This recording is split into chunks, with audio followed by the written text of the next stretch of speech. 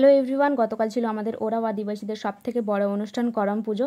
তাই আমরা এক দাদার বাড়িতে গেছিলাম, আমাদের বাড়ি থেকে প্রায় 5 কিলোমিটার দূরে দেবগ্রামে। তারপর সেখানে পৌঁছে আমরা খাওয়া দাওয়া করে নিলাম, তারপর বেরিয়ে পড়লাম যেখানে পুজো হচ্ছে সেখানে। এসেই দেখি পুজো শুরু হয়ে গেছে। প্রথমে একটা মোরগটাকে চাল খাওয়ানোর জন্য পুজো করে নিল, তারপর একটু চাল দিয়ে মোরগটার খাওয়ার অপেক্ষা করছে, কারণ যতক্ষণ না ওই চাল মোরগটা খাচ্ছে ততক্ষণ কাটতে পারবে না।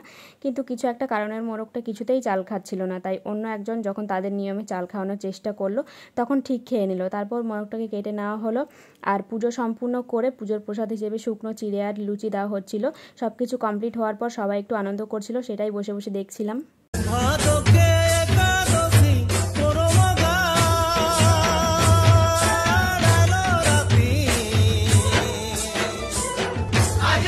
এবারে বাড়ির উদ্দেশ্যে রওনা দিলাম। ভিডিওটি তোমাদের কেমন লাগলো জানিও, ভালো লাগলে করে দিও সাবস্ক্রাইব।